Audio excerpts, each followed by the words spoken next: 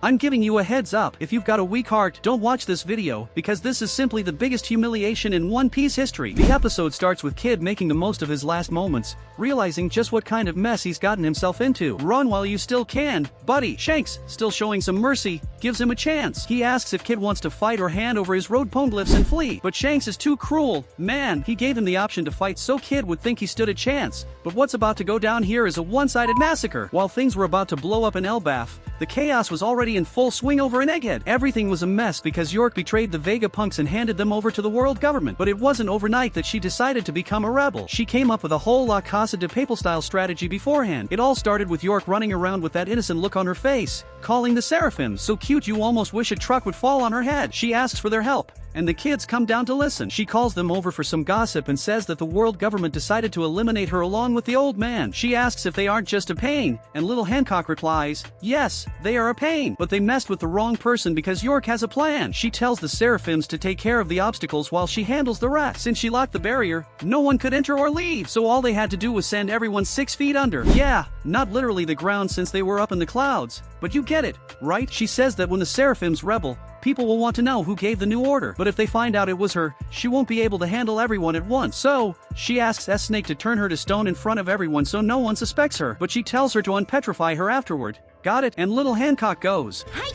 Then it's time for the big plan to start. Everything's blowing up on the island, and Sentomara's furious pacifistas are full of rage. The researchers are running for their lives, trying to escape Egghead as fast as they can, because this place is about to become a battlefield. But speaking of battles, let's get to the fight everyone's been waiting for. Sailing through the waters of Elbaf, the island of the giant warriors in the New World, is Eustace Kid, asking his crew if they're ready, and at least they're confident, saying they just defeated Big Mom and now they're up against another emperor. The time has finally come. He tells them to fight with all their might, even if it means turning into spaghetti. And the crew of rockers, emos, and depressed folks, or rather, the Suicide Squad, all go. Dying, that's our thing. Along the way, a creepy, scary figure appears, saying they'll never have a chance to beat Shanks, but it's just this toad-faced guy who's a bit off his rocker. There's also an old man who can't control his dentures. He says, "No way, I'm out of here," and this weird princess saying she won't let them beat the boss. Of course, Kid is getting mad because Shanks only has idiot allies, but Killer tells him not to drop his guard because there are some famous faces among those idiots. Shanks is getting ready to leave,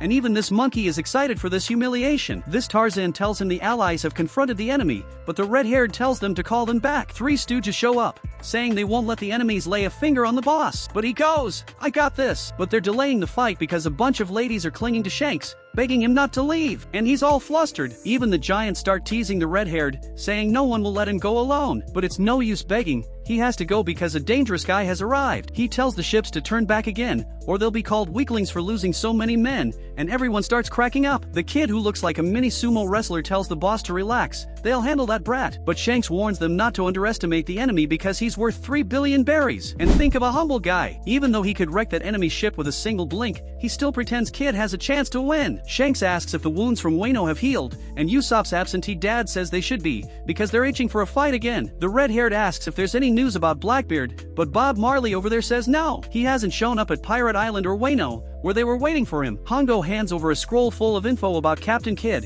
and Shanks starts analyzing it. It's like when you start studying 5 minutes before the exam, you know? And this guy's glow up from the mind map is crazy because look at how he was back in East Blue. Kid's crew is about to face 9 enemy ships at once. Killer even recognizes some of them from wanted posters. Kid starts gearing up for the fight, and he doesn't mess around. He pulls in all the nearby metal, even the screws from the enemy ship come flying. He says he doesn't care who the opponents are, because he's going to take them out in 10 seconds with his damned punk. And with that 07 on his weapon plus punk at the end, could Eustace Kid be the 7th Vegapunk? The enemy's weapons were pulled in, and even the ships were being dragged into the mess. He was about to blast all the enemies in one shot, but actually, he wasn't aiming at that bunch of weaklings. He wanted to go straight for Shanks, and anyone in his way would turn to dust, so he fires a wicked laser that blows up all the ships at once, eliminated 9 warships in the blink of an eye. Those who fell into the sea survived, but it didn't take long for the ship to fall on top of them too. And I'm not going to lie, I didn't see that coming. He could have used a laser like that in Wano and wiped out half of Kaido's henchmen in no time. Shanks wasn't expecting that either and orders the fleet to spread out, because if everyone stays together, that sneaky redhead will wipe them all out. He tells Dory and Broggy to get ready because the big moment has arrived. Everyone's preparing for the showdown while Beck lights up a joint to fight calmly. Then Shanks zooms off like Superman, and the cheeky stoner says he must have seen a terrible future. Kid is already gearing up for the next insane bazooka blast to to wipe out Shanks' crew,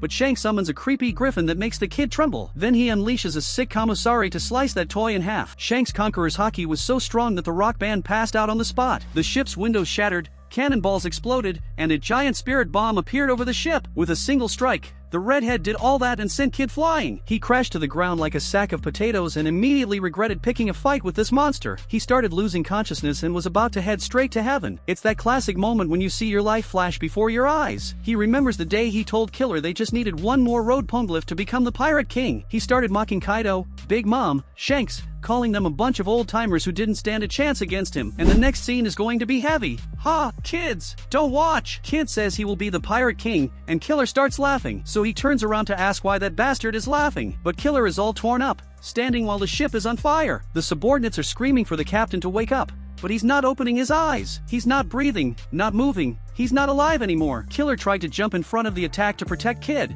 but he took all the damage too. Then Shanks starts walking towards them with a deadly glare. Everyone kneeled and surrendered, begging not to send their boss to the depths of hell. I think it's a bit late to ask for that, my friend. The scarecrow-looking guy tells the crying rocker to bring the road poneglyphs right away, then hands them to Shanks, saying these are all they have, begging not to take their lives. The Emperor's ship pulls up beside them, and the kids were already freaking out. Shanks boards the ship, and everyone looks at the island in despair. The giants were preparing a devastating attack that would make the enemies regret being born. They shout to those inferior humans that if they point a gun at someone's home, they have to be prepared to face the consequences, because there's no mercy here. Then they deliver a joint attack to cut the ship in half and obliterate Kid's pirates from the face of the earth. And it was at that moment, in the Sea of Elbaf, the island of the New World's warrior giants, that the Kid pirates, led by Captain Eustace Kidd, were completely wiped out from the world. A seagull lands on the wreckage of what was once a ship and watches closely what happens to those who mess with Shanks, the red-haired. Man, that was simply spine-chilling. I'm shaking more than a scaredy cat in a haunted house. You're nuts. And the episode ends with those creepy claws in the middle of the screen. In the spoilers for episode 11-13, it shows Kobe imprisoned in Hakinosu, the pirate island. He uses himself as bait to try to escape with the slaves, but pirates come from all directions to attack him and stop the poor guy. He even runs into Blackbeard, who has such a big nose that it makes me doubt if he isn't Usopp's real father. But will Kobe manage to deliver justice and free himself with everyone? Don't worry, because Luffy turned Marine to save the kid. The title of the next episode is Escape Kobe, a desperate escape strategy. And man, if you're not shaking after that humiliation, you must be blind, deaf, and mute, because what Shanks did to Kid's entire crew with a single blow was otherworldly. If this episode doesn't deserve your like, I swear I don't know what does. Subscribe to the channel so we can hit 1 million subscribers by the end of the year. We're only 949,800 away,